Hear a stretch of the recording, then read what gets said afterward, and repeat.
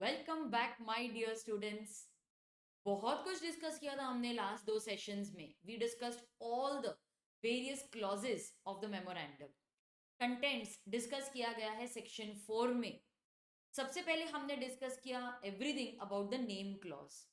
Then we discussed registered office clause, object clause, capital clause, liability clause, association clause etcetera. एक quick revision कर लेते हैं और फिर आगे बढ़ेंगे। आज के इस सेशन में हम डिस्कस करने वाले हैं the procedure to alter these clauses. मेरे फर्स्ट लेक्चर में इंट्रोडक्शन में मैंने आपको बताया था कि किन रीजंस की वजह से हम ऑल्ट्रेशन करेंगे। अब देख लेते हैं कि प्रोसीजर क्या है फॉर ऑल्ट्रेशन, लेकिन उसके पहले एक रिविजन कर लेते हैं। यस, मैं आपको हर लेक्चर के एंड में यही बोलती हूँ कि अभी लेक्चर खत्म हो गया, आपको कॉन्सेप्ट समझ में आ गया, अभी बैठ के रिवाइज करो। तो पहले आपको रिवाइज करना है और फिर मेरे साथ वापस रिविजन करेंगे, तो बार बार उसी कॉन्सेप्ट को रिवाइज करने से वो अच्छे से याद हो जाएगा। फिर हमारा एम आखिर में है तो लर्निंग द कॉन्सेप्ट। तो हम इन्हीं लेक्चर्स में इतनी बार रिविजन करेंगे ना, इतनी बार वो कॉन्सेप्ट्स को गो थ्रू करेंगे कि जब आप खुद सेल्फ स्टडी करने बैठोगे आपको लगेगा मैम ये तो मुझे सब आता है, मुझे सब याद भी आ रहा है।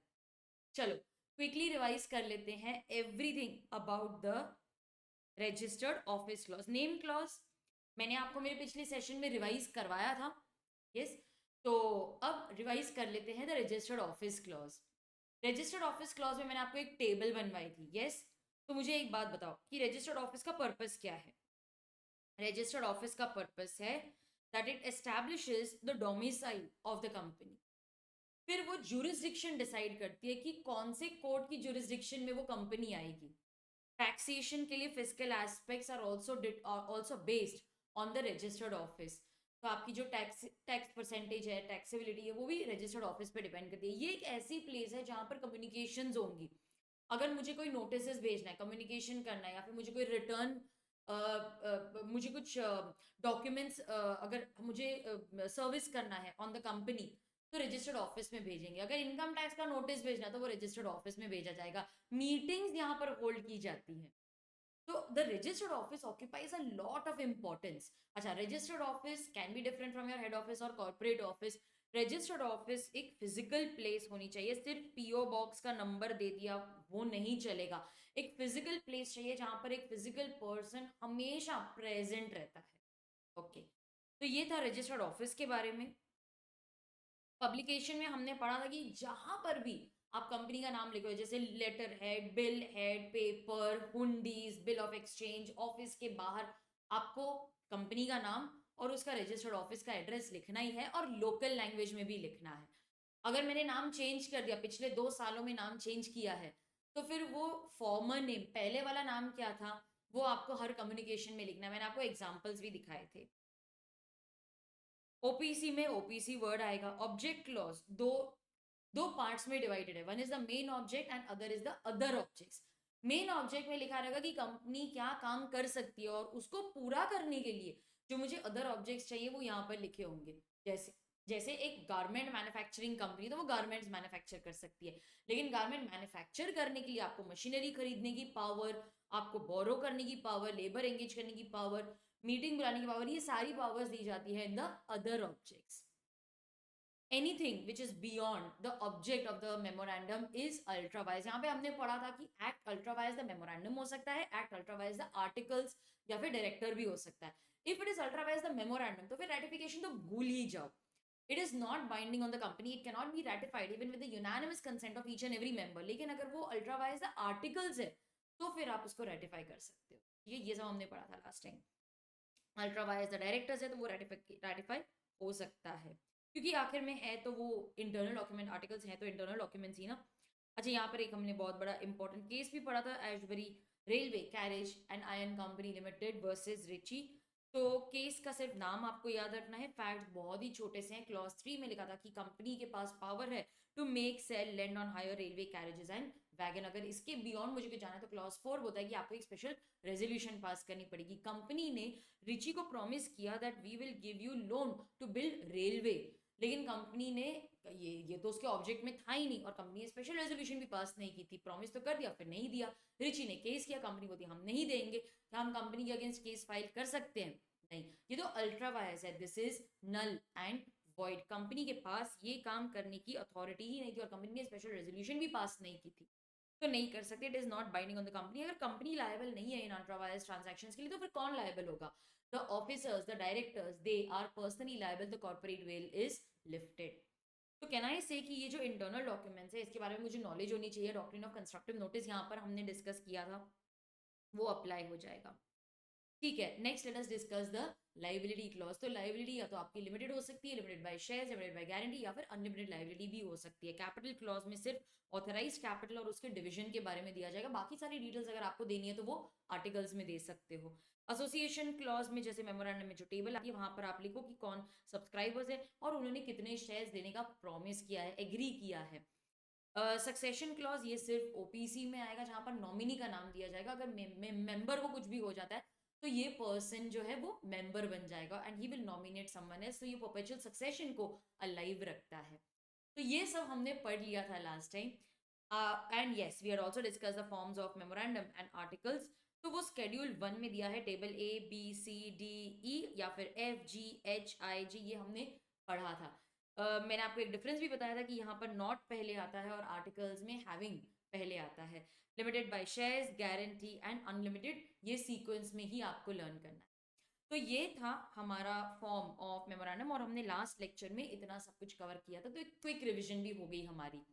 आगे बढ़ते हैं और इस लेक्चर में हम डिस्कस करेंगे what are the different ways in which you can alter the memorandum, what is the procedure for alteration. मैंने ऑलरेडी आपके लिए नोट्स बना के रखे क्योंकि मुझे पता है कि आपका टाइम बहुत ही प्रेशियस है, बहुत कुछ पढ़ना होता है आपको। तो I have already made the notes for you. मैंने पूरा जो प्रोसीजर है उसको एक चार्ट फॉर्मेट में, एक फ्लो चार्ट के फॉर्मेट में आपके लिए बनाकर रख दिया है। ठीक है, चलो डिस्कस कर लेते हैं।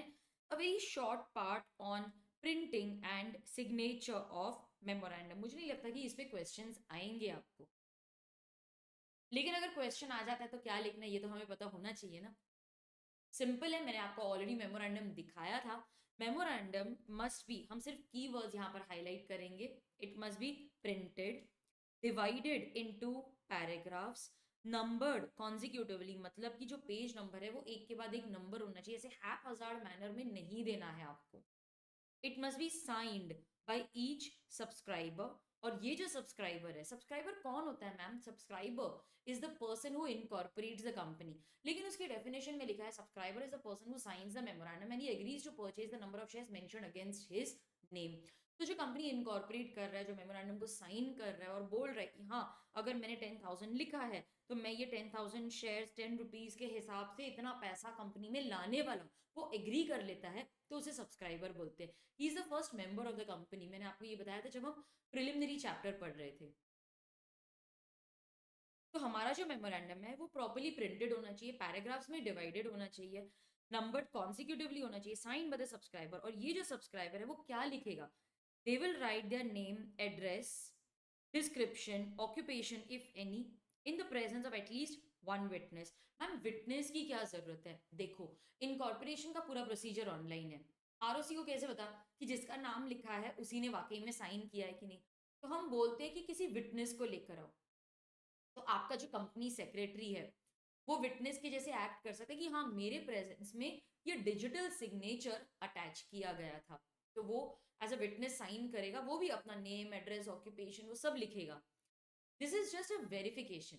आरओसी बोलता है कि मैं तो वहां पे प्रेजेंट नहीं था, ये देखने के लिए कि जिसका नाम लिखे वही साइन कर रहा है कि नहीं। तो फिर विटनेस के सामने अगर साइन होता है और विटनेस वहां पर टेस्टिफाई करता है कि हाँ मैंने मेरे प्रेजेंस में ये साइन किया गया था, तो हम उसके बेसिस पे आपकी कंपनी इनकॉर्पोरेट कर देते हैं। तो जो ये विटनेस है वो भी अपना नेम, एड्रेस, डिस्क्रिप्शन, ऑक्यूपेशन लिखेगा। अच्छा, subscribers are the persons who incorporate the company.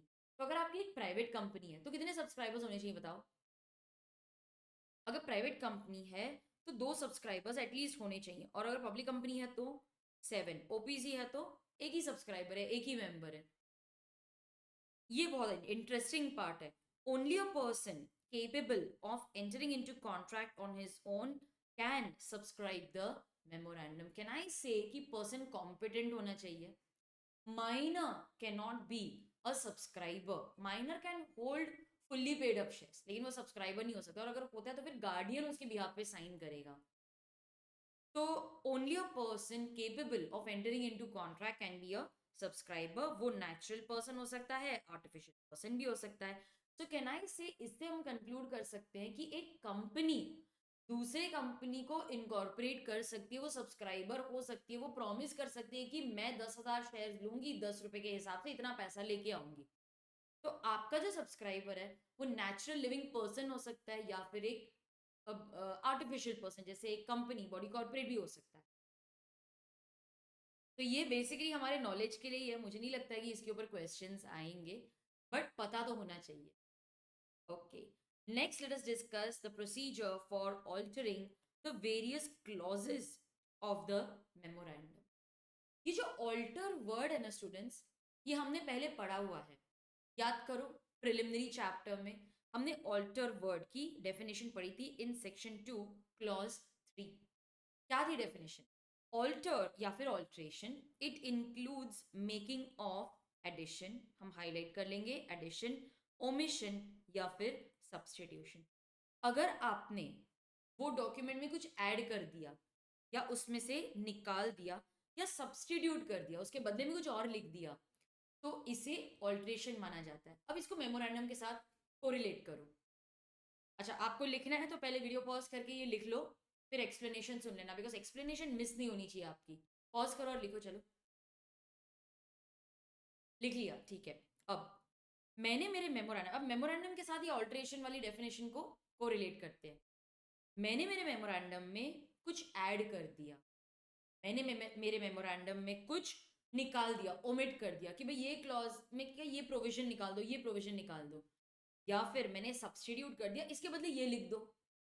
तो इन सारे चेंजेस को ऑल्ट्रेशन माना जाएगा. आपने मेमोरेंडम में कुछ ऐड कर दिया, ओमिट कर दिया या फिर सब्सटीट्यूट कर दिया, then that is known as alteration. ठीक है. तो let us discuss alteration of memorandum. ये जो ऑल्ट्रेशन के प्रोविजंस है ना, they are to be discussed under section 13. This is read with rules, लेकिन मुझे नहीं लगता है कि आपको रूल के नंबर्स वगैरह या नाम याद रखने हैं, क्योंकि फिर वो बहुत ज़्यादा हो जाता है स्टूडेंट्स के लिए. तो मुझे लगता है कि आप सिर्फ लिखो सेक्शन 13 रेड विद. जो भी ऑल्ट्रेशंस हो रही हैं वो मेंबर्स के परमिशन से, मेंबर्स के कंसेंट से ही हो रही है. और मेंबर्स अपना कंसेंट कैसे देते हैं? Bye passing a special resolution in the general meeting. तो ये जितनी भी ऑल्ट्रेशन हम पढ़ने वाले हैं ना स्टूडेंट्स, आप यहाँ पर लिख सकते हो मेरे साथ that this is happening with the approval of members. और मेंबर्स अपना अप्रूवल कैसे देंगे? Bye passing a special resolution in the general meeting. तो आप यहाँ पर लिखो with approval of members by special resolution. तो मेंबर्स अपना अप्रूवल देंगे थ्रू अ स्पेशल रेजोल्यूशन, तब जाके ये ऑल्ट्रेशन होगी. भाई बोर्ड ने डिसाइड कर लिया कि नहीं नहीं, ये हम तो इन्वॉल्व है ना मैनेजमेंट में, हम ही डिसाइड कर लेंगे कि ऑल्टर करना है, नहीं चलेगा. मेंबर्स का अप्रूवल लेना है, उसके बाद ही ऑल्ट्रेशन फाइनल होगी. आप देखना, जितनी भी हम क्लॉजेस, जितने भी हम प्रोसीजर्स पढ़ने वाले हैं, सब में ये कॉमन पॉइंट रहने वाला है that members will pass a special resolution in the general meeting. और तुरंत उसके बाद एक सेंटेंस आ जाएगा that this special resolution must be filed with ROC. जितने भी स्पेशल रेजोल्यूशंस कंपनी पास करती है, they have to all be filed with ROC. और ये फॉर्म जिसमें फाइल करेंगे दैट इज एमजीटी 14. तो आप भी जब लर्न कर रहे हो या एग्जाम में लिख रहे हो, जैसे ही आपने स्पेशल रेजोल्यूशन लिख दिया, इमीडिएटली आपका नेक्स्ट सेंटेंस यही रहेगा, a copy of which will be filed with ROC in form MGT 14 within 30 days of passing the resolution. तो ये एक कॉमन सेंटेंस है. Okay. A company may alter the memorandum, हमने तो ये अपने नोट्स में लिख लिया, ओन हैंडराइटिंग में लिखा है, with approval of members bye passing a special resolution. Ma'am यहाँ पे प्रिंटेड था, आपने फिर क्यों लिखवाया? क्योंकि जितने नोट्स आप बनाओगे ना, जितनी बार आप लिखोगे, याद हो जाएगा. ठीक है. Every alteration shall be noted in every copy whether it is issued, B it issued in electronic form और अदरवाइज. आपको याद है मैंने पिछले सेशन में आपको बताया था कि मैं एक कंपनी की ऑडिट करने गई थी, तो वहां पर उन्होंने उधर एक स्ट्रिप ऑफ पेपर लगा दिया था. तो हर कॉपी में, क्योंकि वो ऑलरेडी प्रिंटेड थी उनके पास में, भी वो ऑल्टर हो चुकी है, तो वहां पर आप वो उन्होंने स्लिप लगा दी थी कि ये पुराना है और ये इसका ऑल्टर्ड प्रोविजन है. So it should be noted in every copy, वो इलेक्ट्रॉनिक फॉर्म में हो या अदरवाइज हो. इसमें मुझे नहीं लगता कि क्वेश्चन आएगा, एमसीक्यू वगैरह आ सकता है. First let us discuss alteration of the name clause, क्योंकि ये सबसे पहला क्लॉज है. हमने कंटेंट्स में भी यही पढ़ा कि सबसे पहले तो कंपनी का नाम ही लिखा जाता है. मैंने आपको अगर पेन भी दे दिया तो सबसे पहले आप अपना नाम ही लिखते हो. यस, तो let us go through the provisions and the procedure for alteration of the name clause. अब स्टूडेंट्स एक बात आप सिर्फ याद रखना, ये जो पहले 5 पॉइंट्स मैंने यहाँ पर लिखे हैं ना, they relate to voluntary name change. ठीक है, तो ये यहाँ पर हम लिख देंगे, इसको ऐसे ना ब्रेस ब्रैकेट यहाँ पे बना दो और यहाँ पे लिखो वॉलेंटरी नेम चेंज. ठीक है,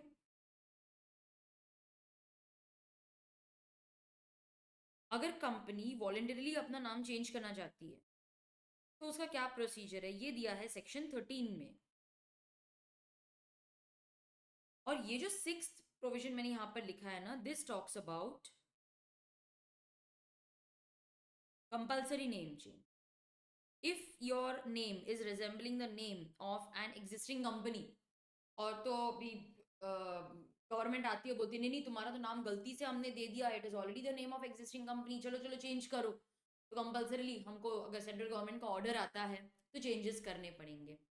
तो ये कंपल्सरी नेम चेंज है, this is covered under section 16. इसको प्लीज हाईलाइट कर लो as very important for exam. ये काफ़ी इंपॉर्टेंट है, इस पे क्वेश्चंस आते हैं. ऑल राइट, ये मैं पहले अपने नोट्स में से पढ़ाऊंगी and then we will discuss and highlight the key words from the text. So in order to save time मैंने ऑलरेडी आपके लिए ये नोट बना के रखा है यहाँ पर. ठीक है, तो वॉलेंटरी नेम चेंज सेक्शन 13. अब नाम चेंज करना है, ये कौन रियलाइज करेगा? Board of directors. तो बोर्ड ऑफ डायरेक्टर्स को लगता है कि अगर हम नाम चेंज कर लेंगे it will resonate better with the public. जैसे आपको मैं मेरा ही एग्जांपल दे देती हूँ. पहले मेरे जितने भी सोशल मीडिया हैंडल्स थे, वेबसाइट थी, उसमें मैंने नाम लिखा था theory masters learning.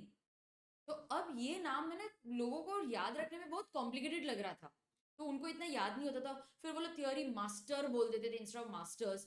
Theory gap master ऐसे लिखते थे, फिर बोलते थे मिल नहीं रहा है. मुझे लगा कि ये बहुत कॉम्प्लिकेटेड नाम हो जाएगा, और तभी क्या है मैंने मेरे पर्सनल नाम पे स्टार्ट नहीं किया था, because I had started this venture with some other person. तो हमने दोनों का नाम लिखने से तो अच्छा लगा कि चलो कंपनी का नाम theory masters learning private limited है तो थियोरी मास्टर्स लर्निंग ही रख लेते हैं.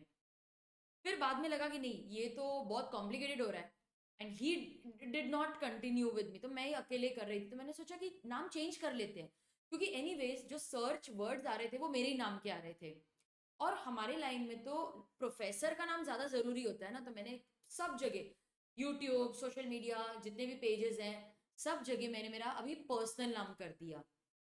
तो मुझे ऐसे लगा कि मेरा नाम चेंज, अभी ये मेरी कंपनी का नाम मैंने चेंज नहीं किया है, I am not change name of the company, but मैं आपको सिर्फ एक एग्जाम्पल देना चाहती हूँ कि वाई आई रियलाइज कि क्यों मुझे ऐसा लगा कि नाम चेंज करना चाहिए. तो अगर बोर्ड ऑफ डायरेक्टर्स को लगता है कि हमारा जो एब्रीविएटेड वर्जन है वो लोगों को ज्यादा बेटर लग रहा है, जैसे LIC, life insurance corporation of India, ये नाम से कौन इतना कंपनी को जानता है ना, हम तो सीधा बोलते हैं LIC. तो अगर आपको लगता है कि आपकी जो कंपनी है उसका एब्रीविएटेड वर्जन लोगों को ज्यादा अपील कर रहा है, लोग उससे ज्यादा आपको जान रहे हैं, चेंज कर दो कंपनी का नाम. आपने कंपनी के ऑब्जेक्ट्स चेंज कर दिए, आपने मर्जर एक्विजिशन कर लिया, तो वो बहुत सारे रीजंस हैं जिसकी वजह से नाम चेंज कर सकते हैं, और ये मैंने आपको फर्स्ट लेक्चर में भी बताया था कि what are the reasons why will a company want to change the name of the company. Procedure देख लेते हैं अभी. अच्छा, तो सबसे पहले तो बोर्ड को ये लगा कि नहीं नाम चेंज करना चाहिए, तो उन्होंने एक बोर्ड मीटिंग बुलाई, एक बोर्ड रेजोल्यूशन पास की इन द बोर्ड मीटिंग. तो सबसे पहला step, board resolution will be passed in the board meeting. फिर अभी खुद इंटरनली तो डिसाइड कर लिया, मेंबर्स को पूछा क्या, आपको मैंने बताया था कि कोई भी ऑल्ट्रेशन करोगे मेंबर का तो अप्रूवल लेना ही पड़ेगा. Then we need approval of members through a special resolution. General meeting बुलाओ, उनका अप्रूवल लो. So we will take the approval of members through by passing a special resolution. Special resolution है तो फिर ROC के पास फाइल करना पड़ेगा इन MGD 14. अच्छा, सेंट्रल गवर्नमेंट का भी अप्रूवल लगेगा in writing, but this power has been delegated to the ROC. अब ये क्यों है? What is the need for seeking the approval of the central government? हाँ, आरओसी को हमने डेलीगेट कर दिया है, लेकिन एक्ट में अभी भी लिखा है कि अप्रूवल ऑफ सेंट्रल गवर्नमेंट लगेगा, लेकिन रूल में बोला नहीं, डेलीगेट कर दिया टू द आरओसी। तो एग्जाम में भी आप यही लिखना कि it is now delegated to the ROC. Writing में अप्रूवल लगेगा, ऐसा क्यों? अब आपने जब कंपनी इनकॉर्पोरेट की थी तो बड़ा ही यूनिक नेम रखा था, अच्छा डिफरेंट नाम रखा था। तो आरओसी ने देखा हाँ ऐसी कोई एग्जिस्टिंग कंपनी है नहीं, और आपको वो नाम देके रजिस्ट्रेशन करवा दिया। फिर बाद में आपने अपनी कंपनी का नाम चेंज कर दिया bye passing a special resolution, और आपने रख दिया रिलायंस फैंस लिमिटेड। आपको पता था कि रिलायंस वर्ड अगर आपने पहले लिखा तो वो नहीं मिलेगा, तो बाद में आपने सारा इनकॉर्पोरेशन का प्रोसीजर कर लिया, फिर आपको लगा अब कौन सा आरओसी आके मुझे रोकेगा, स्पेशल रेजोल्यूशन पास करके कंपनी का नाम अब चेंज कर दिया टू रिलायंस फैंस। आरओसी बोलता है ऐसे नहीं कर सकते। आपको क्या लगता है हमको पता नहीं चलेगा? प्रोसीजर में ही डाल दो। आपको अगर नेम चेंज करना है तो फिर सेंट्रल गवर्नमेंट मतलब आरओसी का अप्रूवल लेना पड़ेगा। तो यहाँ पर आरओसी को इन्वॉल्व करके हमने ये इंश्योर कर दिया कि इनकॉर्पोरेशन के टाइम पे तो आरओसी को पता था आप क्या नाम ले रहे हो, नेम चेंज के टाइम पे भी हम आरओसी को बोलेंगे कि भाई तुम चेक कर लो ये जो चेंज नेम है वो किसी को रिजेंबल तो नहीं कर रहा। मैंने आपको बताया था कि अगर एक न्यू कंपनी है तो वो स्पाइस प्लस पार्ट ए में नेम की एप्लीकेशन करेगी, ठीक है, नेम अप्रूवल करेगी, नेम एप्लीकेशन करेगी। लेकिन अगर एक एग्जिस्टिंग कंपनी है तो वो अगर नेम चेंज करना चाहती है तो उसको रन भरना पड़ेगा, that is reservation of unique name. तो यहाँ पर जब आप एप्लीकेशन भरोगे तो आरओसी तो इन्वॉल्व होगा। तो मुझे लगता है कि ये बहुत ही सोचा समझा स्टेप है, इट इज वेरी थॉटफुल। तो सबसे पहला स्टेप क्या है? बोर्ड रेजोल्यूशन पास करेंगे। सेकेंड स्टेप, मेंबर्स का अप्रूवल लेंगे इन the general meeting by passing a special resolution. Third step है नेम चेंज कर रहे हो तो आरओसी का अप्रूवल लगेगा इन राइटिंग, ठीक है। लॉ बोलता है कि आरओसी का अप्रूवल आपको नहीं लेना पड़ेगा if the only name change is either adding or removing the word private from your name. ये कब होगा? मेरी एक प्राइवेट कंपनी है, मुझे पब्लिक में कन्वर्ट करना है तो मैंने प्राइवेट वर्ड निकाल दिया। अच्छा, मेरी एक पब्लिक कंपनी है, मुझे प्राइवेट में कन्वर्ट करना है तो मैंने प्राइवेट वर्ड ऐड किया है। अगर सिर्फ यही चेंज है, प्राइवेट वर्ड ऐड करना या डिलीट करना, तो आपको सेंट्रल गवर्नमेंट के अप्रूवल की जरूरत नहीं है, आप बस बोर्ड रेजोल्यूशन पास करो, स्पेशल रेजोल्यूशन पास करके नेम चेंज करवा लो, ठीक है। अब नेम चेंज हो गया तो आरओसी बोलते हैं कि मुझे मेरे रिकॉर्ड्स भी तो अपडेट करने पड़ेंगे। They will enter the new name in the register of companies. Register of companies में न्यू नेम लेके आपको एक न्यू सर्टिफिकेट ऑफ रजिस्ट्रेशन दे देंगे। लॉ बोलता है कि देखो आपको नेम चेंज हम तभी अलाउ करेंगे जब there is no default in filing the financial statements under section 137 and annual return under section 92। ये कंप्लायंस रिक्वायरमेंट है। आपने ये नहीं किया ना, नेम चेंज नहीं करने देंगे, पहले ये कंप्लाई करो। दूसरा पॉइंट तो मुझे बहुत सुपर्ब लगता है, the company should not have defaulted in paying the matured deposits, debentures and interest thereon. अब सोचने वाली बात ये है, सपोज ना मैं एक इंडिविजुअल हूँ और मेरे ऊपर ना बहुत बड़ा लोन है, लेकिन 20-25 करोड़ का मैंने लोन लिया हुआ है। अब मैं रीपे नहीं कर पा रही हूँ तो मैं क्या करती हूँ, मैं अपना नाम चेंज कर देती हूँ, आइडेंटिटी चेंज कर देती हूँ, नया आधार कार्ड पैन कार्ड सब नया बनवा लेती हूँ। पर अगर कोई मेल है तो वो क्या करेगा, दाढ़ी रख लेगा, जगह चेंज कर लेगा, यहाँ से हैदराबाद चला जाएगा और वहां पर नाम चेंज कर लेगा, अपना न्यू आधार कार्ड न्यू पैन कार्ड ले लेगा। ये सब करना पॉसिबल है ना? अनलॉफुल मीन से सब हो जाता है। तो ऐसा पॉसिबल है ना, आपने अपनी आइडेंटिटी चेंज कर। अब जो लोन रिकवरी वाले एजेंट्स थे वो आए, देखा यहाँ पे तो कोई रहता ही नहीं है, हम ढूंढने का भी वो नाम का कोई पर्सन एग्जिस्ट ही नहीं करता, मैंने तो नई आइडेंटिटी ले ली। तो लोन से बचने के लिए, अपनी लाइबिलिटी से बचने के लिए लोग किसी आइडेंटिटी चेंज कर देते हैं। तो कंपनी, तुम ज्यादा स्मार्ट मत बनो, तुम अपने डिपॉजिट, डिपॉजिट क्या होता है, जैसे हम बैंक के पास एफडी रखते हैं ना, तो वैसे ही हम बैंक के पास ना जाके हम कंपनी के पास जाते हैं और कंपनी को ये पैसा दे देते हैं in the form of deposits. हम ये पढ़ने वाले हैं आगे के चैप्टर्स में। तो हमने कंपनी को पैसे दिए थे एज डिपॉजिट, जैसे फिक्स डिपॉजिट बैंक के पास होता है, ये डिपॉजिट हम कंपनी को दे देते हैं। कंपनी ने वो रीपे नहीं किया है, उसके ऊपर इंटरेस्ट भी नहीं दिया है, कंपनी ने डिबेंचर्स भी रीपे नहीं किया और उसका इंटरेस्ट भी नहीं दिया, और फिर कंपनी बोलती है अभी मैं नाम चेंज कर दूंगी ना तो फिर मुझे ये ऑब्लिगेशंस पूरी करने की ज़रूरत नहीं है, नाम चेंज करके आइडेंटिटी चेंज कर लूँगी। हम बोलते ज़्यादा स्मार्ट मत बनो, अगर तुम्हारा ये सब आउटस्टैंडिंग है तो हम तुम्हें नाम चेंज नहीं करने देंगे, पहले ये सब रीपे करो। बहुत ही लॉजिकल लगा मुझे ये वाला प्रोविजन। तो ये आ सकता है केस बेस्ड क्वेश्चन या एमसीक्यू में आ सकता है, इंपॉर्टेंट है। चलो, अब ये प्रोसीजर है, ये आप लिख लो अपने नोटबुक में। अब इसको रीड भी कर लेते हैं, टेक्स्ट बुक में से पढ़ लेते हैं, कीवर्ड्स हाईलाइट कर लेते हैं। सबसे पहला स्टेप क्या है? बोर्ड रेजोल्यूशन पास करनी है, ठीक है। तो बोर्ड ऑफ डायरेक्टर्स एक बोर्ड मीटिंग बुलाएंगे और वो रियलाइज करेंगे कि हाँ, हमको चेंजेस करने हैं। तो ये लोग क्या करेंगे, एक बोर्ड मीटिंग बुलाएंगे और वहां पर एक बोर्ड रेजोल्यूशन पास कर लेंगे। तो board resolution will be passed in the board meeting. Second step क्या था बताओ? बोर्ड मीटिंग तो हो गई, हाँ, उन्होंने रियलाइज किया कि नेम चेंज करना है, फिर मेंबर्स के पास गए by and we passed a special resolution in the general meeting and we also got the approval of the central government. ये अथॉरिटी किसको दे दी है हमने?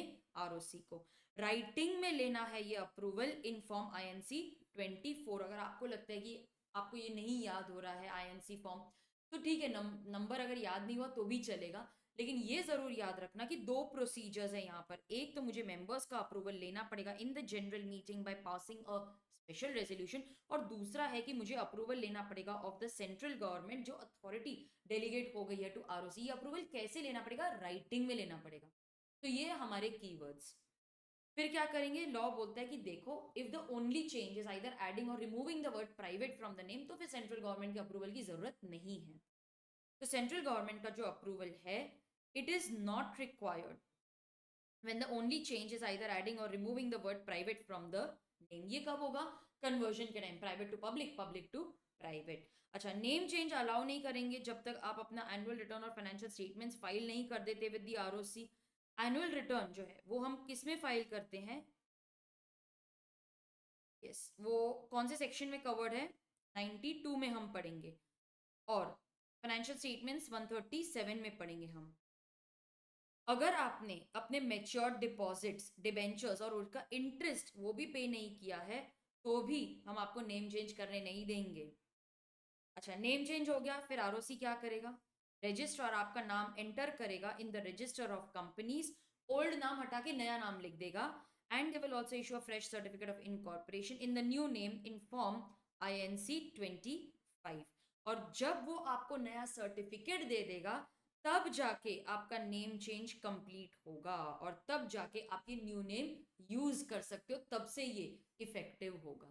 ठीक है, तो प्रोसीजर हमारा बहुत ही सिंपल था। सबसे पहले बोर्ड रेजोल्यूशन, फिर special resolution, approval of ROC in writing लगेगा। आरओसी अपना अप्रूवल नहीं देगा जब तक आप एनुअल रिटर्न और फाइनेंशियल स्टेटमेंट्स फाइल नहीं कर देते।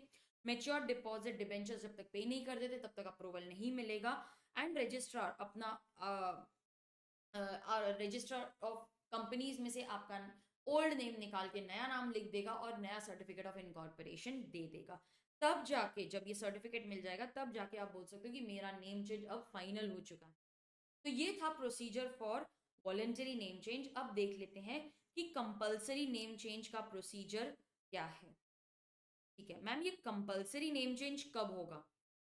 देखो, वैसे तो हम पूरी कोशिश करते हैं कि आपने जो नेम एप्लीकेशन दी है वो किसी और के नाम से मैच नहीं करे। तो मैंने नेम अप्लाई किया, आरओसी ने मुझे वो नाम दे भी दिया, लेकिन बाद में पता चला कि मेरा जो नाम उन्होंने दिया है, it it is resembling the name of an existing company. अब वो एग्जिस्टिंग कंपनी को पता चल गया कि हमारे ही नाम से एक न्यू कंपनी रजिस्टर हुई है, तो वो गए आरओसी के पास में और फिर हमने बोला हाँ ये तो अभी नया नाम, ये तो आपकी नेम से मैच कर रहा है ना। तो न्यूली रजिस्टर्ड कंपनी के पास आएंगे, देखो सुनो गलती हो गई। वैसे तो हम पूरी कोशिश करते हैं, लेकिन क्या है ना, कभी कभार ऐसा हो जाता है कि आपको जो हमने नाम दे दिया वो ऑलरेडी किसी कंपनी का नाम था, तो अभी सेम हो गया ना, आप चेंज करो, तो फिर अभी कंपलसरीली हमको नाम चेंज करना ही पड़ेगा। मैम, सपोज एक कंपनी थी सनशाइन लिमिटेड, ठीक है, ये ऑलरेडी एग्जिस्टिंग कंपनी थी। अब मैंने जो नाम लिया है वो एन सनशाइन था, ठीक है। हाँ, अब ये रिजेंबल कर रहा है। अब सेंट्रल गवर्नमेंट जो रीजनल डायरेक्टर है वो मेरे पास आया और बोला नेम चेंज करो। मैं क्यों करूं? उन्होंने ही मुझे नाम दिया है ना। आप ये जो पहली वाली कंपनी है उसको बोलो नेम चेंज करने के लिए, ये नेम भी तो सेंट्रल गवर्नमेंट ने मुझे आरओसी नहीं दिया है ना। लॉ बोलता है कि जो कंपनी पहले रजिस्टर हो गई थी वो उस नाम को यूज कर सकती है, जो जो कंपनी बाद में रजिस्टर हुई ना उसको नेम चेंज करना पड़ेगा। तो ये रूल बहुत ही क्लियर है। ओके, तो अब प्रोसीजर देख लेते हैं कि क्या करना है कंपलसरी नेम चेंज में। सबसे पहले रीजनल डायरेक्टर, सेंट्रल गवर्नमेंट ने ये जो अथॉरिटी है वो रीजनल डायरेक्टर को दे दिया। मैम ये रीजनल डायरेक्टर कौन होता है? अब देखो, हमारी जो कंट्री है ना उसको 4 रीजन्स में डिवाइड किया हुआ है। नॉर्थ, साउथ, ईस्ट और वेस्ट। यहाँ पे बहुत सारे आरओसीज हैं। यस, हर रीजन में बहुत सारे मतलब हर स्टेट का अपना आरओसी होता है। तो वेस्ट में जितने भी स्टेट्स हैं उनका आरओसी होगा, बहुत सारे आरओसीज हैं, हर स्टेट का आरओसी। ठीक है। अब ये जो आरओसीज हैं ये आते हैं रीजनल डायरेक्टर के अंडर। तो हमारे पास 4 रीजनल डायरेक्टर्स हैं। तो इन रीजनल डायरेक्टर्स के अंडर आते हैं आरओसी। ठीक है। तो ये जो कंपलसरी नेम चेंज है इसकी जो पावर है वो दी गई है टू द रीजनल डायरेक्टर। समझ में आ गया? अब रीजनल डायरेक्टर क्या करेगा? वो कंपनी को बोलेगा चलो नेम चेंज करो। वैसे हमने बहुत कोशिश की थी कि सिमिलर नाम ना दिया जाए, बट आखिर में गलती हो जाती है। ऐसे हमारी पूरी कोशिश थी, इनएडवर्टेंटली मतलब गलती से ये हो गया, हमने जानबूझ के नहीं किया है। तो रीजनल डायरेक्टर कंपनी को बोलेगा देखो आपका नाम ऑलरेडी किसी को दिया हुआ था, आप नेम चेंज कर लो। फिर कंपनी बोलेगी ठीक है रीजनल डायरेक्टर ने बोला है नेम चेंज तो करना पड़ेगा। They will pass just and ordinary resolution, majority के अप्रूवल से भी काम हो जाएगा। And they will take the approval of central government in writing. ये सारी पावर डेलीगेट की गई हुई है। अब मैंने आपको यहाँ पर बताया था ना कि अप्रूवल ऑफ सेंट्रल गवर्नमेंट जो आरओसी को हमने डेलीगेट किया। नेम चेंज कर रहे हो, नेम चेंज कर रहे हो तो फिर सेंट्रल गवर्नमेंट का तो अप्रूवल लगेगा ही आपको। तो यहाँ पे लिखना है तो आप लिख सकते हो पावर डेलीगेटेड टू आरओसी। ये पावर किसको दे दिया हमने? आरओसी। ठीक है। तो हम क्या करेंगे, रीजनल डायरेक्टर हमको एक ऑर्डर देगा चलो नेम चेंज करो। कंपनी सिर्फ एक ऑर्डिनरी रेजोल्यूशन पास करके नेम चेंज कर लेगी, लेकिन they have to seek the approval of the central government. क्योंकि मैंने आपको तभी भी बताया था कि पहले आपने तो नया नाम ले लिया, फिर चेंज करने के टाइम पे गड़बड़ हो गई, तो इसीलिए हम बोलते हैं आरओसी का approval low. The company will change the name within 3 months of receiving the regional directors order. तो 3 महीने का टाइम दिया है, ऑर्डिनरी रेजोल्यूशन पास करो, आरओसी का अप्रूवल ले लो, नेम चेंज कर लो। अब ये एक दूसरा प्रोविजन है जहां पर हमारा जो नाम है वो एक ऑलरेडी रजिस्टर्ड ट्रेडमार्क ओनर के नाम से मैच करता है। टपरवेयर,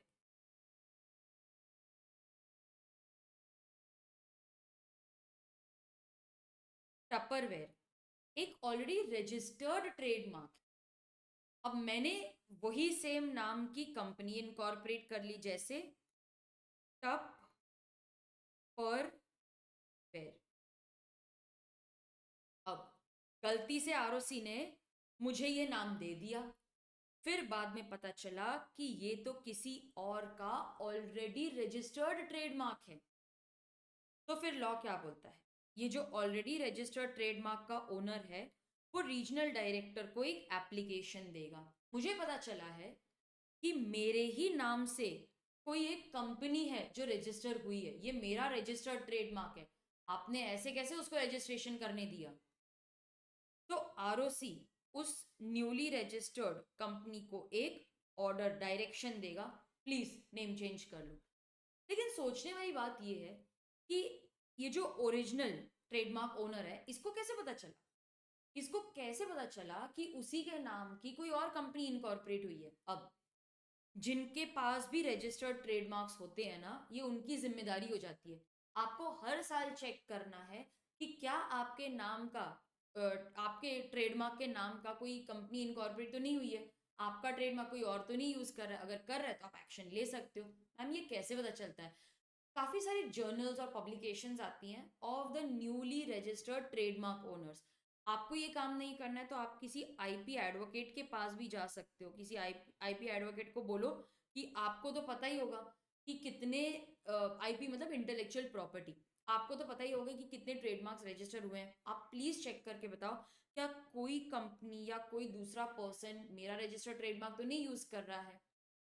तो वो आपके लिए चेक करके देते हैं। तो आपकी जिम्मेदारी है कि आपको हर साल ये चेक करवाते रहना है। तो इसने चेक करवाया, पता चला कि ऐसी हमारे ही नाम की एक और कंपनी रजिस्टर हो गई, ये तो हमारा रजिस्टर्ड ट्रेडमार्क है, कोई और कैसे वो नाम यूज कर सकता है। तो हम चले गए रीजनल डायरेक्टर के पास। रीजनल डायरेक्टर ने कंफर्म किया कि हाँ ऐसा कुछ हुआ है। Then they gave a direction to the company. फिर कंपनी क्या करेगी, they will pass an ordinary resolution and change the name within 3 months of direction from the regional director. लेकिन यहाँ पर हमने एक कंडीशन डाल दी है, जो ओरिजिनल ओनर था उसको 3 साल के अंदर अंदर, मैम 3 साल कौन से, ये जो न्यूली रजिस्टर्ड कंपनी है उसके रजिस्ट्रेशन के 3 साल के अंदर अंदर आपको केस फाइल करना है। क्यों? अब ये जो टप्परवेयर का ओनर है ये बहुत ही लेजी पर्सन है। उसने देखा कि अरे कोई और मेरा रजिस्टर्ड ट्रेडमार्क है, कोई और यूज कर रहा है, उसका सेम नाम यूज कर रहा है। तो वो ना बहुत लेजी है, उसने बोला हाँ केस करता हूँ करके 4-5 साल निकाल दिए। फिर बाद में वो रीजनल डायरेक्टर के पास गया और बोलता है कि नहीं नहीं मेरा रजिस्टर्ड ट्रेडमार्क है, इसी नाम से कोई और कंपनी इनकॉर्पोरेट हुई है, आप इनको बोलो नाम चेंज कर ले। रीजनल डायरेक्टर बोलता है 5 साल हो गए हैं, अब तो इसकी भी गुडविल बननी शुरू हो गई होगी, अब कैसे हम इसको बोले कि तू नेम चेंज कर, तुम इतने साल सो रहे थे क्या? तो इसीलिए लॉ बोलता है कि देखो जैसे जैसे ही ये रजिस्टर हो गई, तुम तो हर साल चेक करवाते रहोगे, तुमको तो पता ही चल गया होगा। तो इसके रजिस्ट्रेशन के 3 साल के अंदर अंदर विद इन 3 years आपको केस फाइल करना है, तब हम इसको बोलेंगे और वो नाम चेंज करेंगे। 3 साल के बाद आओगे तो फिर हम उसको कैसे बोले ना। तो with in 3 years of incorporation of the new company, ठीक है, 3 years of incorporation of the new company using the trademark. तो इसके तीन रजिस्ट्रेशन के 3 साल के अंदर अंदर आपको केस फाइल करना है, तो हम उसको बोलेंगे नेम चेंज करने के लिए। ये पढ़ लेते पहले, तो आप लिख लो, पहले आप लिख लो।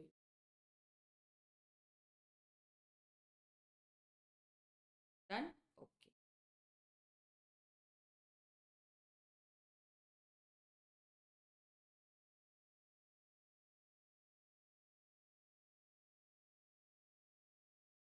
Rectification of name of the company if through inadvertence, ये वर्ड को हाईलाइट करो।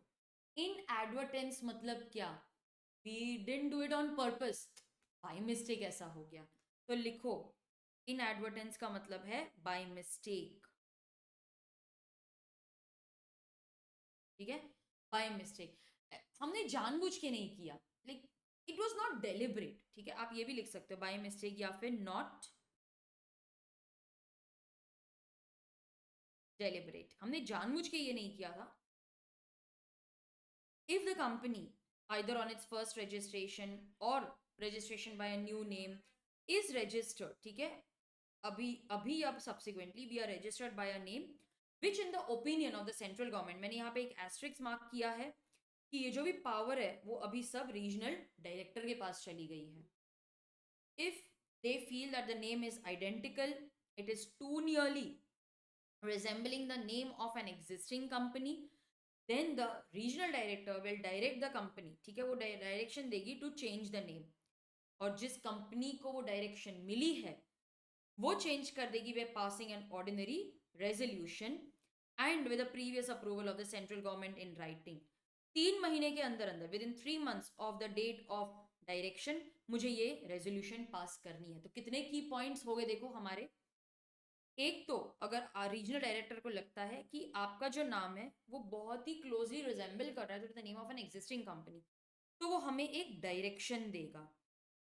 और जैसे ही मुझे वो डायरेक्शन मिल गई उसके 3 महीने के अंदर अंदर मुझे एक ऑर्डिनरी रेजोल्यूशन पास करके और सेंट्रल गवर्नमेंट जो अब पावर डेलीगेट कर दिया to the ROC, central government का राइटिंग में अप्रूवल लेकर नेम चेंज करना है।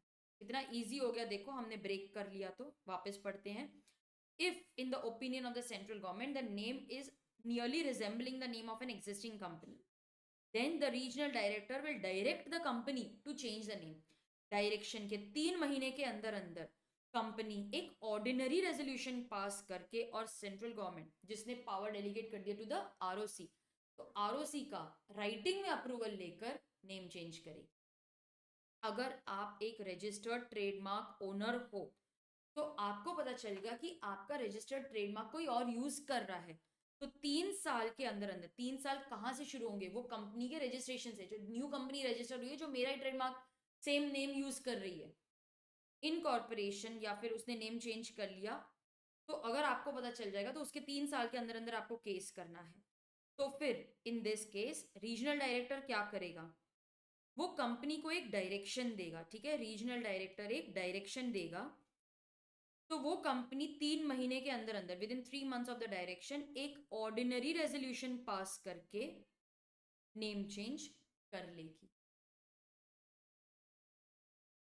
अब आपने तो अकेले अकेले ये सब काम कर लिया, आरओसी को तो बताया ही नहीं. ये देखो, आपने तो खुद ही ये सब कर लिया, आरओसी को तो बताया ही नहीं इस सब के बारे में. तो ठीक है, हम बोलते हैं रीजनल डायरेक्टर ने डायरेक्शन दी थी, हमने 3 महीने के अंदर अंदर ऑर्डिनरी रेजोल्यूशन पास करके नेम चेंज कर दिया. आरओसी को भी तो बताओ ना. तो द कंपनी जैसे ही वो ये सब कर लेगी, आरओसी को हम इन्फॉर्म करेंगे, देखो आपने जो बोला था हमने वो कर दिया है सब. They shall within 15 days from the date of change give a notice, the company will give a notice to the ROC along with the order of the regional director. तो हम आरओसी को बोलेंगे regional director ने हमको बोला था, तो हमने नेम चेंज कर दिया है, 15 दिन के अंदर अंदर आपको भी बता दिया है. ठीक है, तो जैसे ही नेम चेंज हो गया, तो with in 15 days from the name change, ये याद रखना, 15 days from the name change, हमने रजिस्ट्रार को भी इन्फॉर्म कर दिया. रजिस्ट्रार क्या करेगा, वही रजिस्टर ऑफ कंपनीज में से पुराना नाम निकाल के नया नाम लिख देगा और आपको नया सर्टिफिकेट ऑफ इनकॉर्पोरेशन दे देगा. They will enter the new name in the register and issue a fresh certificate of incorporation. जैसे ही रजिस्ट्रार आरओसी मेरा नाम निकाल के, पुराना नाम निकाल के नया नाम लिखेगा और हमको जो नया सर्टिफिकेट ऑफ इनकॉर्पोरेशन देगा, तब जाके हम बोलेंगे नेम चेंज हो गया. कंपनी है ना, बहुत ही रिजिड है, ढीठ है, नहीं करेंगे. हम क्यों नेम चेंज करें, जिसका पहला रजिस्ट्रेशन हुआ उसको बोला नेम चेंज करने को. आरओसी तुमने हमको ये नाम दिया, हम क्यों नेम चेंज करें, नहीं करेंगे हम. ठीक है, तुम नहीं कर रहे हो ना, तो फिर हम कंपल्सरीली तुम्हें एक नया नाम दे देंगे. If the company is not complying with the direction given under subsection 1, ये देखो, ये सबसेक्शन 1 में हमने तुमको बोला था चेंज कर लो, नहीं किया तुमने. ठीक है, तो फिर सेंट्रल गवर्नमेंट तुरंत तुरंत आरओसी को बोलेगी इसको नया नाम देके इसको नया सर्टिफिकेट ऑफ इनकॉर्पोरेशन भेज दे. क्या भलता सलता नाम देंगे, मैं आपको बताती हूँ. वो लिख देंगे, इधर लिखती हूँ, ORDNC. ये क्या होता है, order of regional director not complied. वाह, क्या क्या नाम दिया देखो, ऑर्डर ऑफ रीजनल डायरेक्टर. यही है ना, क्योंकि पावर तो रीजनल डायरेक्टर के पास है. Order of regional director not complied. ठीक है, अभी नाम खत्म नहीं हुआ है, अभी और भी बाकी है. Followed by the year of direction, मतलब कब डायरेक्शन दी थी वो लिखेंगे. ठीक है, followed by the serial number, followed by the corporate identity number of the company. ये कॉर्पोरेट आइडेंटिटी नंबर जो है वो 21 डिजिट का अल्फा न्यूमेरिक नंबर है, आपको याद है ये. यस, तो अब देखो कितना कितना वियर्ड नाम मिला है. ORDNC followed by the year of direction. जैसे अगर सपोज मान लो कि 2027 में डायरेक्शन दिया था, serial number followed by the corporate identification number. इतना लंबा सा मेरा न्यू नेम आ जाएगा. नहीं, हम नेम चेंज कर लेंगे, ये न्यू नेम दे देंगे हम आपको. और कितना फास्ट है देखो, तुरंत तुरंत सेंट्रल गवर्नमेंट जो रीजनल डायरेक्टर को पावर डेलीगेट कर दिया, they will allot a new name ROC, तुरंत आपका नाम एंटर कर देगा in the register of companies and issue a fresh certificate of incorporation in the new name. तो ये भलता सलता सा नाम आपको देगा, सर्टिफिकेट भी दे देंगे। नहीं करते हैं नेम चेंज। लॉ बोलता है ये भलता नाम दिया है आपको, लेकिन फिर भी आप वॉलेंटरी नेम चेंज का प्रोसीजर फॉलो करके सेक्शन 13 के हिसाब से अब अपना नाम चेंज कर सकते हो। कौन ये नाम रखेगा? So nothing will prevent the company from subsequently changing the name according to section 13। ठीक है, ये अभी जबरदस्ती का नाम दे तो दिया था, बाद में जाके हम अपना नाम चेंज कर लेंगे by following the procedure of section 13। तो हमने क्या पढ़ा, इसका एक रिकैप कर लेते हैं।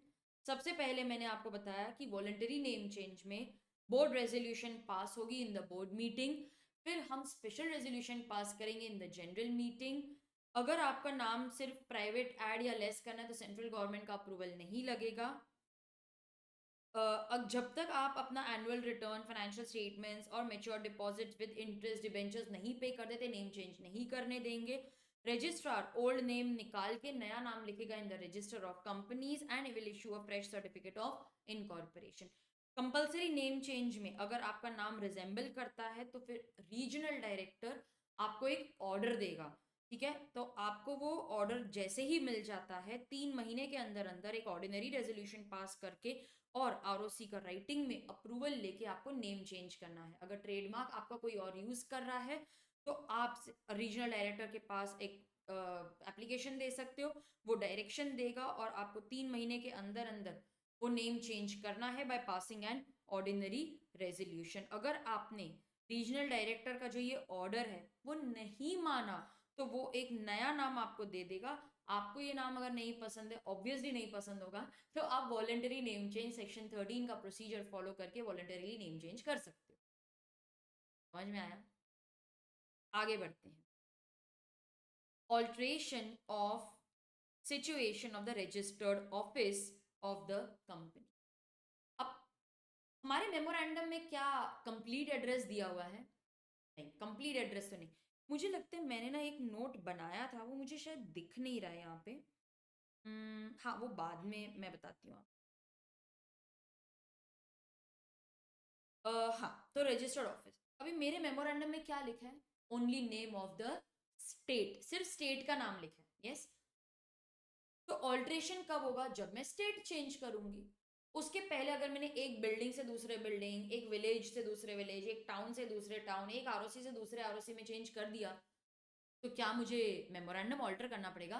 नहीं, मेमोरेंडम तो तब ऑल्टर होगा जब हम स्टेट ही चेंज कर देंगे। Yes, now change from one premise, okay, one premise to the other, लेकिन सेम सिटी टाउन विलेज में रहते हुए। सेक्शन 12 में ये सब कवर्ड है।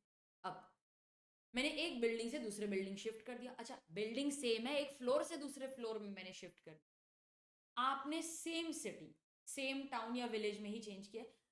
Don't trouble the members.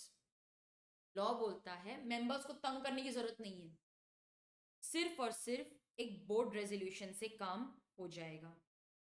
आपको आरओसी को इन्फॉर्म करना है कि देखो बोर्ड रेजोल्यूशन पास हो गई, ये मेरा नया ऑफिस है। INC 22 में ये हमने पहले भी देख लिया था। न्यू लोकेशन, अच्छा ये तो उनको इन्फॉर्म करना है कि ये मेरा एग्जिस्टिंग लोकेशन है, और चेंज ऑफ लोकेशन के लिए भी सेम फॉर्म है, मैंने बताया था आपको। तो 30 डेज ऑफ चेंज में बस आरओसी को देना है, 2 स्टेप का प्रोसीजर। मैंने क्या बताया आपको? जो रजिस्टर्ड ऑफिस है हमारे मेमोरेंडम में सिर्फ नेम ऑफ स्टेट दिया रहता है, तो अगर स्टेट चेंज होगा तभी मेमोरेंडम चेंज होगा, वरना आपको मेमोरेंडम चेंज करने की जरूरत नहीं है। ठीक है, तो एक प्रेमाइस से दूसरे प्रेमाइस में चले जाओगे, मेंबर्स को भी तंग करने की जरूरत नहीं है, सिर्फ एक बोर्ड रेजोल्यूशन पास करनी है। न्यू लोकेशन की इंफॉर्मेशन मुझे आरओसी को देनी है इन फॉर्म INC 22। अब मैंने चेंज कर लिया, लेकिन मेरी सिटी टाउन विलेज वो चेंज हो गया। Change from one city town village to another, लेकिन आरओसी वही है। ठीक है, jurisdiction of the same ROC, state भी वही है, ये भी सेक्शन 12 में कवर्ड है। मैम ऐसा क्यों लिखा है आरओसी, एक स्टेट का तो एक ही आरओसी रहता है? नहीं, हमारे कंट्री में ऐसे दो स्टेट्स हैं, महाराष्ट्र एंड तमिलनाडु, जहाँ पर दो आरओसीज हैं। तो यहाँ पर मैंने एक स्टेट से सॉरी एक टाउन से दूसरे टाउन में शिफ्ट कर दिया, आरओसी वही है। तो यहाँ पर मुझे स्पेशल रेजोल्यूशन पास करनी पड़ेगी। Special resolution is required to be passed in the general meeting. जैसे ही स्पेशल रेजोल्यूशन पास होती है, कॉपी भेज दो to the ROC in form MGT 14 within 30 days। ROC को बताओ नया ऑफिस कहाँ पर है, न्यू लोकेशन के बारे में हम उसको नोटिस देंगे in form INC 22 with in 30 days of change. ये भी 2 स्टेप का ही प्रोसीजर है। आरओसी को बताना है, अच्छा उसके पहले स्पेशल रेजोल्यूशन पास करो, उसकी कॉपी आरओसी को दे दो, और न्यू लोकेशन भी आरओसी को इन्फॉर्म कर दो। ठीक है, अब we are shifting from the jurisdiction of one ROC to the jurisdiction of another ROC within the same state। अब भी मैंने स्टेट चेंज नहीं की है, अभी भी वही स्टेट में है हम। ठीक है, मेमोरेंडम ऑल्टर नहीं होगा क्योंकि स्टेट चेंज नहीं हुई। ये जो प्रोविजन है ये सिर्फ 2 ही स्टेट्स में होता है, महाराष्ट्र एंड तमिलनाडु। बाकी स्टेट्स में 1 ROC है, लेकिन यहाँ पर 2 ROCs है। महाराष्ट्र में मैं कलर चेंज कर देती हूँ। महाराष्ट्र में आरओसी है मुंबई और पुणे में। तमिलनाडु में आरओसी है इन चेन्नई एंड कोयम्बटूर, क्योंकि यहाँ पे बहुत सारे बिजनेसेस हैं, तो एक आरओसी से तो वो नहीं संभलेगा, इसीलिए बहुत सारे यहाँ पर बहुत बिजनेसेस होने की वजह से 2 आरओसीज हैं। अब मैंने मुंबई आरओसी के ज्यूरिसडिक्शन से मैं पुणे चली गई। ठीक है, तो अब आरओसी चेंज हो गया। जो मुंबई ज्यूरिसडिक्शन का आरओसी था, अब मैं पुणे साइड में शिफ्ट हो गई तो वहां का आरओसी आ गया। तो क्या प्रोसीजर है, मैंने इसका एक नोट बनाया है मेरे ख्याल से, हाँ, चेंज फ्रॉम, ये मैंने नोट्स बना के रखे ताकि आपका टाइम सेव हो जाए। Change from one ROC to another ROC, state वही है, महाराष्ट्र स्टेट में मैं एक आरओसी से दूसरे आरओसी में चली गई। मुंबई से मैं पुणे शिफ्ट हो गई तो मेरा आरओसी भी चेंज हो गया। अब मैंने आपको बताया था कि हमारी कंट्री में बहुत सारे आरओसीज हैं, जैसे ये नॉर्थ, साउथ, ईस्ट और वेस्ट। यहाँ पर बहुत सारे आरओसीज है वेस्टर्न रीजन में। उन सारे आरओसीज को कौन रूल के ऊपर कौन है, रीजनल डायरेक्टर। तो हमारे पास 4 रीजनल डायरेक्टर्स हैं। अब लॉ बोलता है आप मुंबई वाले आरओसी से पुणे वाले आरओसी में शिफ्ट हो रहे हो, रीजनल डायरेक्टर को भी तो बताओ। तो प्रोसीजर में रीजनल डायरेक्टर भी आ जाएगा। चलो प्रोसीजर देखते हैं। आई will pass a special resolution in the general meeting, ये तो कॉमन है, ऑल्ट्रेशन कर रहे हो स्पेशल रेजोल्यूशन तो लगेगी ना। I will pass special resolution in the general meeting, फिर क्या करेंगे, company will make an application for approval to the regional director की। सुनो, एक आरओसी से दूसरे आरओसी में जा रहे हैं, पहले आप अप्रूवल दे दो। रीजनल डायरेक्टर ये अप्रूवल देंगे with in 30 days of application. ठीक है, तो मैंने एप्लीकेशन करी, उसके 30 days में रीजनल डायरेक्टर अप्रूवल देगा। ठीक है, अब मेरे पास अप्रूवल आ गया रीजनल डायरेक्टर का, कंपनी वो फाइल कर देगी within 60 days to ROC. तो जैसे ही मुझे मिल गया रीजनल डायरेक्टर का अप्रूवल, 60 days के अंदर अंदर मैं वो फाइल कर दूंगी विद आरओसी। देखो देखो, मुझे रीजनल डायरेक्टर ने अप्रूवल दे दिया है, अब तो मैं चेंज कर लूँ ना मेरा रजिस्टर्ड ऑफिस।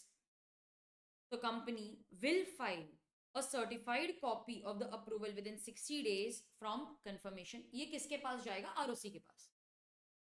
आरओसी के पास आ गया, अच्छा रीजनल डायरेक्टर ने भी अप्रूवल किया, कर ठीक है कर लो, आपका रजिस्टर्ड ऑफिस चेंज कर लो। देन द आरओसी, अच्छा ये जो कॉपी है ना, ये हमको ध्यान रखनी है, दोनों आरओसी के पास फाइल होगी, दोनों मतलब मुंबई और पुणे दोनों आरओसीज के पास जाएगी कि देखो देखो रीजनल डायरेक्टर ने अप्रूवल दे दिया है। So we will file a certified copy with both the ROCs. अब जो हमारा न्यू आरओसी है, न्यू आरओसी, न्यू मतलब जहां पर हम शिफ्ट हुए हैं, वो जो न्यू आरओसी है, they will give a certificate of registration with in 30 days of filing. ठीक है, तो 30 days के अंदर अंदर वो हमारा रजिस्ट्रेशन जो है वो सर्टिफाई करके हमको एक नया सर्टिफिकेट ऑफ इनकॉर्पोरेशन दे देगा। ठीक है, तो 30 days के अंदर अंदर मेरे पास सर्टिफिकेट ऑफ इनकॉर्पोरेशन आ जाएगा, मतलब मेरा रजिस्ट्रेशन हो गया। They will certify the registration with in 30 days of filing. तो प्रोसीजर क्या है देखो, 30 60 30 ऐसे याद रखना, 30 60 30। तो पहले तो स्पेशल रेजोल्यूशन पास करके मेंबर्स का अप्रूवल ले लो, फिर रीजनल डायरेक्टर के पास एप्लीकेशन दे दो जो 30 days में आपको अप्रूवल दे देगा। उनको टाइमलाइन दी हुई है, 30 days में दे दो। कंपनी 60 days के अंदर अंदर ये certified copy of regional directors approval file करेगी विद आरओसी, दोनों आरओसी के पास जाएगा। फिर जो न्यू आरओसी है वो एक सर्टिफिकेट देगा with in 30 days of filing. है, ये प्रोसीजर लिख लो।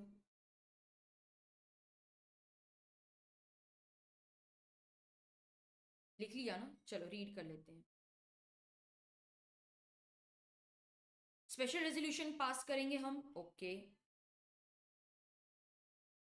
स्पेशल रेजोल्यूशन पास किए, कॉपी आरओसी को भेज दो फॉर्म एमजीटी 14 में। ठीक है, it will be passed in the general meeting, copy will be filed with ROC, कौन से फॉर्म में, एमजीटी 14 में, with in 30 days of passing the resolution. ठीक है, अच्छा सबसे पहले मेरे को किसके पास जाना पड़ेगा, रीजनल डायरेक्टर के पास जाना पड़ेगा। उसके पास हम एप्लीकेशन देंगे, कौन से फॉर्म में जाएगा, आईएनसी 23 में। वो अपना अप्रूवल कितने टाइम में देगा, 30 days में अप्रूवल दे देगा। ये सर्टिफाइड कॉपी हम फाइल करेंगे विद आरओसी 60 days में। आरओसी फिर हमारा जो रजिस्ट्रेशन है वो सर्टिफाई कर देगा with in 30 days of filing the document, और हमको एक नया सर्टिफिकेट ऑफ इनकॉर्पोरेशन दे देगा विद इन न्यू एड्रेस, नए एड्रेस का सर्टिफिकेट मिल जाएगा मुझे। ठीक है, तो सर्टिफिकेट ऑफ इनकॉर्पोरेशन भी मेरे को चेंज करना पड़ेगा क्योंकि I am shifting the registered the place. ठीक है, okay. Next we have shifting from one state to the other state, right. यहाँ पर मेरा मेमोरेंडम ऑल्टर करनी है, yes we will alter the memorandum. यहाँ का प्रोसीजर क्या है, मैंने इसके लिए भी नोट बनाया है।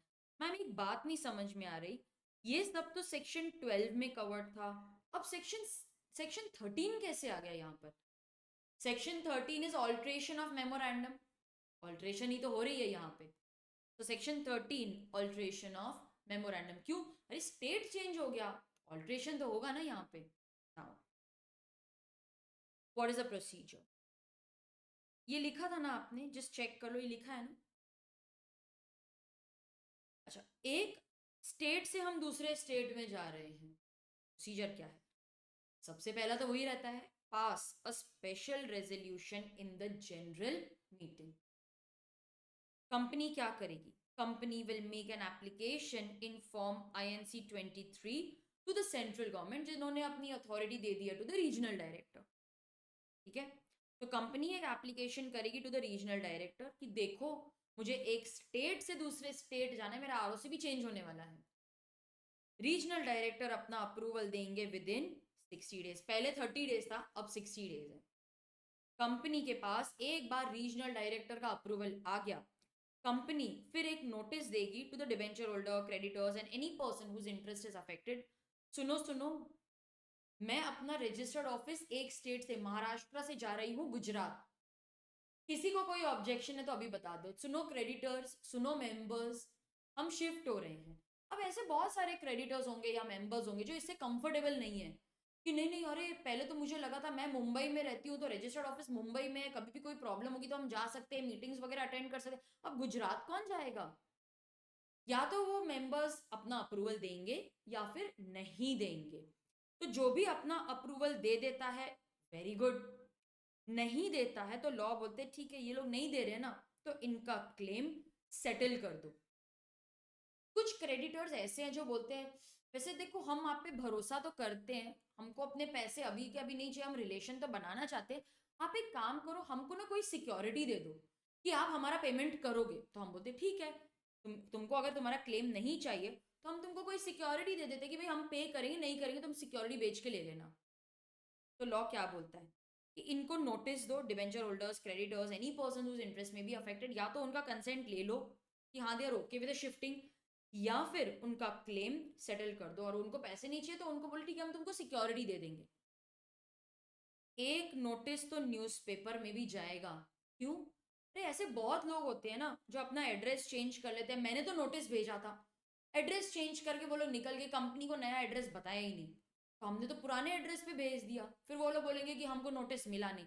तो to be on the safer side, हम एक नोटिस न्यूज़पेपर में भी दे देते हैं कि जिन्होंने एड्रेस चेंज किया है वो बोलेंगे हमको नोटिस मिला नहीं। न्यूज़पेपर तो हर कोई पढ़ता है। एक इंग्लिश और एक वर्नाक्युलर न्यूज़पेपर में आपको नोटिस देना है इन फॉर्म INC 26। ये सारे फॉर्म्स हम बाद में अलग से वीडियो में देखेंगे।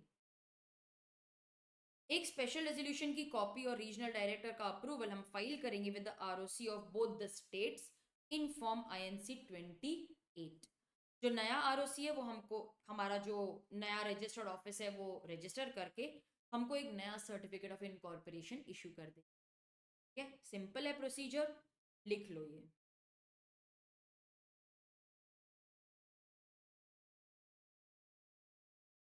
Done, okay. अब इसको रीड कर लेते तो हमारा रिवीजन भी हो जाएगा। क्या करना है, सबसे पहला स्टेप बताओ। स्पेशल रेजोल्यूशन पास करेंगे, ठीक है। फिर INC 23 में हम एप्लीकेशन देंगे टू द रीजनल डायरेक्टर, जो हमें रिवर्ट करेगा, अप्रूवल देगा या नहीं भी देगा, जो भी है वो रिवर्ट करेगा इन 60 डेज। अच्छा, तो 30 डेज के अंदर अंदर मुझे ये एडवर्टाइज करना है in the newspaper, one English one vernacular. Notice individually भी जाएगा to the debenture holders, creditor and every other person जिसका इंटरेस्ट अफेक्टेड है। एक एडवर्टीजमेंट न्यूज़पेपर में भी दे देंगे इंग्लिश एंड वर्नाक्युलर में। या तो तुम उनका कंसेंट ले लो या फिर क्लेम सेटल कर लो, नहीं करना तो सिक्योरिटी क्रिएट कर दो। आइदर उनका अप्रूवल ले लो, या फिर ठीक है, या फिर या उनका डेट है वो डिस्चार्ज कर दो या सिक्योर कर दो। Certified copy of the order will be filed with ROC in form INC 28। ठीक है, सेंट्रल गवर्नमेंट का जो ऑर्डर है मतलब रीजनल डायरेक्टर का, वो ROC के पास फाइल करेंगे। मैंने यहाँ पर सब आपको लिख के दिया, देखो फॉर्म नंबर के साथ लिखा है। तो ROC के पास फाइल करेंगे, फिर जो नया ROC है वो हमको एक फ्रेश सर्टिफिकेट ऑफ इनकॉर्पोरेशन दे देगा। ठीक है, तो ये था हमारा प्रोसीजर, जो मैंने नोट्स में लिखा था वैसे ही यहाँ पर भी फ्लो मेंटेन किया। Next we have alteration of the object clause. अगर आप थक गए हो तो एक छोटा सा ब्रेक आप ले सकते हो 5-10 मिनट का, then you can continue watching. ठीक है, alteration of the object clause. Ma'am ऐसे चेंज कर सकते हैं क्या? हाँ, अगर आपको ऐसे लगता है कि कंपनी का ऑब्जेक्ट अब चेंज करना चाहिए, क्यों? क्योंकि जो पुराना वाला ऑब्जेक्ट है वो भी रेलेवेंट नहीं है, या फिर सिनेरियो चेंज हो गया। To give you an example, मैंने ना लोगों से पैसा लिया था, लेट्स से 100 करोड़ रुपीज। ठीक है, मैंने 100 करोड़ रुपीज लिए थे ये बोल के कि मैं इसको ऑफिस स्पेस बनाने में यूज करूंगी, ऑफिस स्पेसेस। ठीक है, मैंने ये बोला था कि मैं ऑफिस स्पेसेस बनाऊंगी। अब 60 करोड़ मैं ऑफिस के लिए यूज कर चुकी हूँ। फिर कोविड आ गया या कोई भी ऐसी मार्केट सिचुएशन आ गई जहां पर अब लोग ऑफिस से नहीं, वो लोग वर्क फ्रॉम होम कर रहे हैं। So now they want bigger houses. उनको लगता है यार अभी ऑफिस में क्यों हमको स्पेंड करना है खर्चा, हम घर से ही ऑपरेट करेंगे। तो ये जो 40 करोड़ बैलेंस है ना, मैंने क्या सोचा, ऑफिस स्पेसेस तो कोई ले नहीं रहा है, मैं इस पैसे को हाउसिंग प्रोजेक्ट में डाल देती हूँ। ऐसे ही नहीं चेंज कर सकते।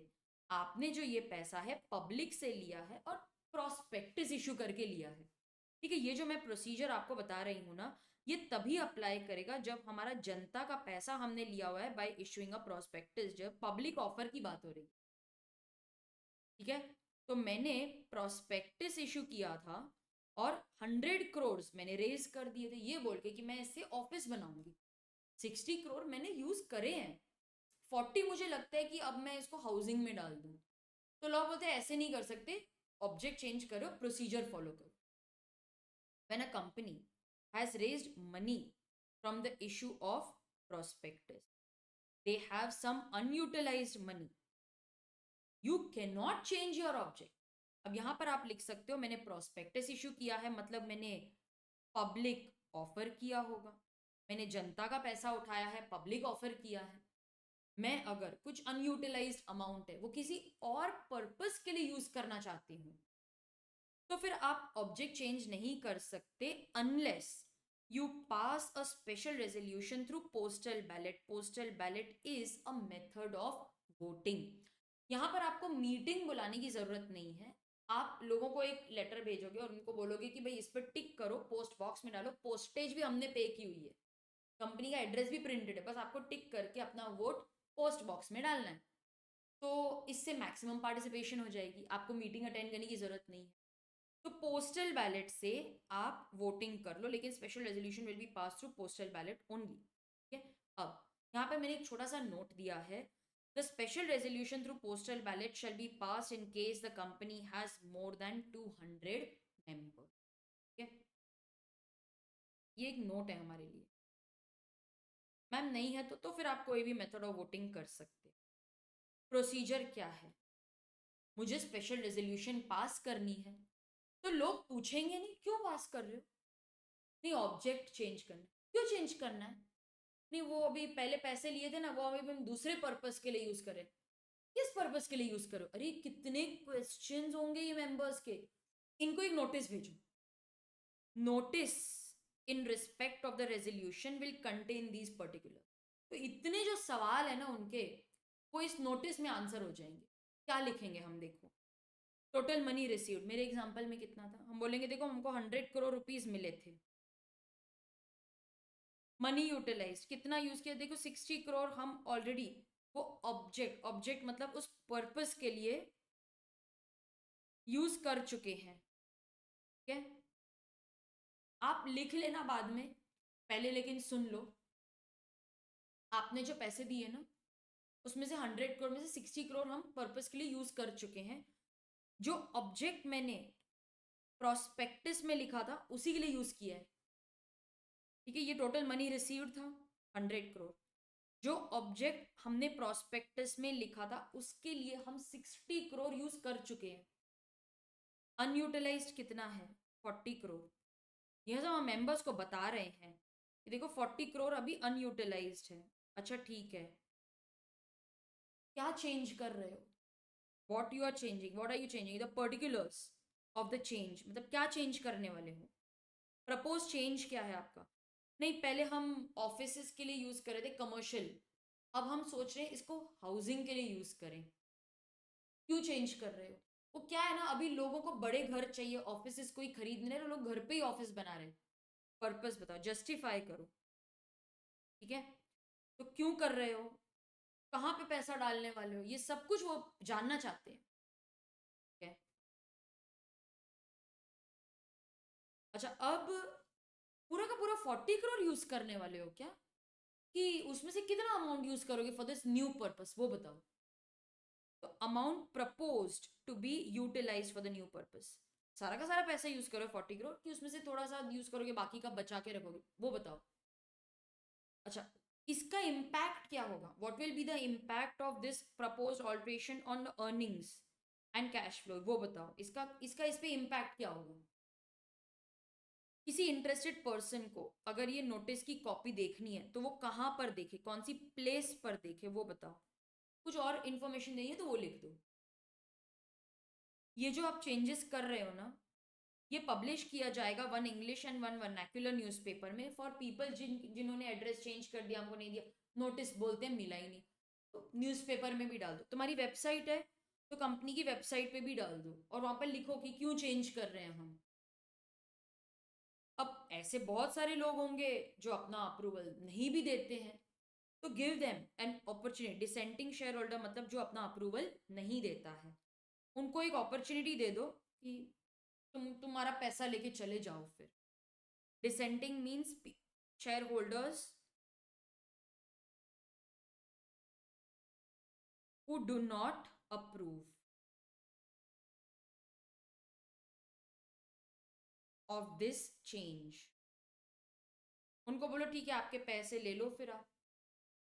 कंपनी स्पेशल रेजोल्यूशन फाइल करेगी विद आरओसी, आरओसी इसको रजिस्टर करेगा और सर्टिफाई कर देगा आपका alteration with in 30 days of filing the special resolution.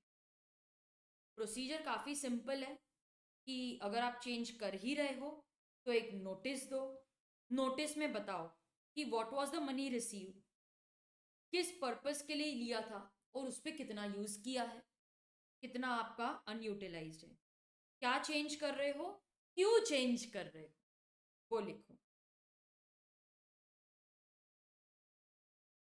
अच्छा, अब कितना पैसा यूज करोगे, पूरा का पूरा 40 करोड़ कि उसमें से थोड़ा सा, ये अर्निंग और कैश फ्लो पे इसका क्या इम्पैक्ट है, मेरे को देखना है ये नोटिस, तो कहाँ पर देखूं। जो अपना अप्रूवल नहीं देता है उनको हम बोलेंगे बाय बाय, आप पैसा ले लो। स्पेशल रेजोल्यूशन पास किया तो वो आरओसी के पास फाइल कर देंगे। कई लोग हैं जिनको ये नोटिस नहीं भी मिलता है, तो हम उनके लिए वर्नाक्युलर न्यूज़पेपर में पब्लिश कर देंगे और कंपनी की वेबसाइट पे भी डाल देंगे। क्या अच्छा, मुझे कैपिटल क्लॉज ऑल्टर करना है, ऑथराइज्ड कैपिटल ऑल्टर कर रहे हो, सिंपल प्रोसीजर है, सिर्फ एक ऑर्डिनरी रेजोल्यूशन पास करो जनरल मीटिंग में, सेक्शन 61 हम बाद में डिटेल में भी पढ़ने वाले हैं। कैपिटल क्लॉज मतलब मुझे मेरा ऑथराइज्ड कैपिटल ऑल्टर करना है।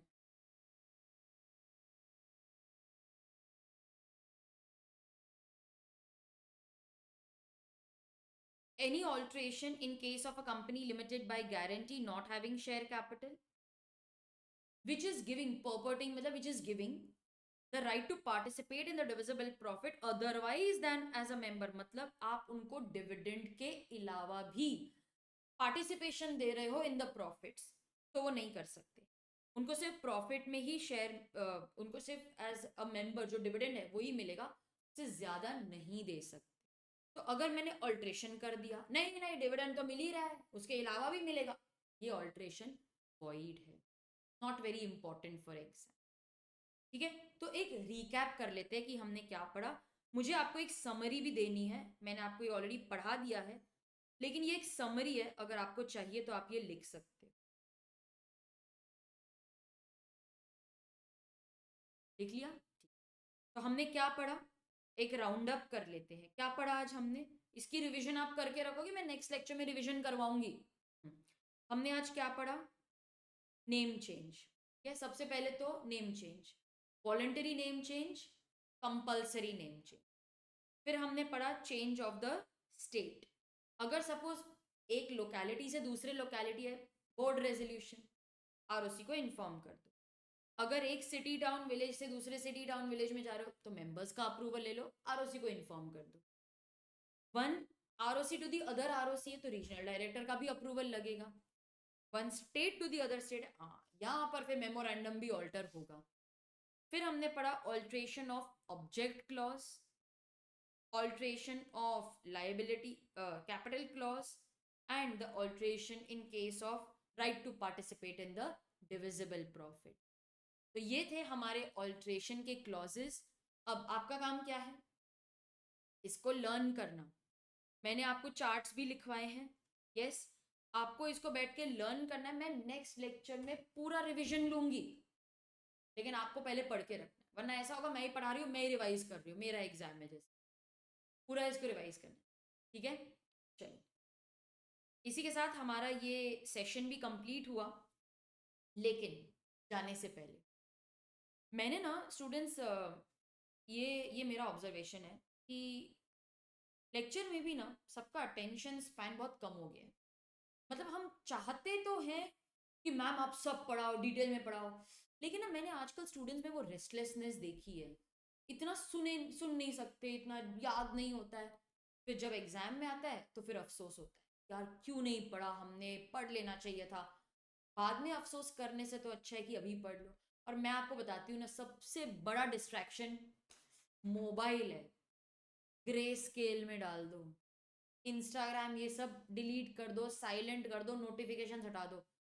देखो 1 साल की बात है, 1 साल अगर अपना आपने सेक्रीफाइस कर लिया ना, आगे के 50 साल जो है मतलब आप इंजॉय करोगे। और ये हमारे बहुत सारे स्टूडेंट्स करते हैं। अच्छा, आपसे ये नहीं हो रहा, आप किसी फ्रेंड को बोलो, चल साथ में करते हैं, साथ में मिलके हम लोग ये मोबाइल को ना एक बॉक्स में डाल देंगे, पढ़ाई करते हैं, उसके बाद ही ओपन करेंगे। मुझे पता है कि रेस्टलेसनेस होगी आपको, क्या आया, नोटिफिकेशन आया, देख लें क्या, कॉन्सेंट्रेट ही नहीं किया जाएगा। बट एक स्लो प्रोसेस है, अल्टीमेटली वो पॉसिबल होगा। यस। दूसरा मैं आपके साथ ये शेयर करना चाहती हूँ कि पेशेंस जो है ना वो रखना बहुत ज़रूरी है आपको। It is very important for you to be patient. हमको क्या लगता है, मैम जल्दी जल्दी ना पोर्शन कंप्लीट कर दो। आप इमेजिन करो, आप लर्न के साथ रिवाइज भी कर रहे हो, जब पोर्शन कंप्लीट हो जाएगी तो कितना ईजी हो जाएगा आपके लिए। थोड़ा सा पेशेंस रखो। लेक्चर अगर आपको लगता है कि नहीं मैम बहुत इलेबोरेट है, बहुत ज़्यादा पढ़ा रहे हो, ऐसा नहीं है, ये सब कुछ एग्जाम में आने वाला है और तब आप मुझे याद रखोगे। ठीक है, तो मैं अपनी तरफ से तो पूरी डिटेल में आपको सब कुछ समझाने की रिविजन भी करवा रही हूँ, लेकिन मुझे आपका सपोर्ट चाहिए। आपका सपोर्ट रहेगा ना तो एग्जामेशन मतलब मैक्सिमम मार्क्स से आप पास होगे, ये मेरी गारंटी है। राइटिंग प्रैक्टिस बहुत ज़रूरी है। मैं जो भी आपको यहाँ पे करवा रही हूँ वो आपको लिख के लर्न करना है, लर्न करना है, लिख के 2-3 बार लिखो, इसको लर्न करोगे कि नहीं। चलो अब बैठ के ये सब लर्न कर लेना, नेक्स्ट लेक्चर में रिवाइज करेंगे। I will see you there.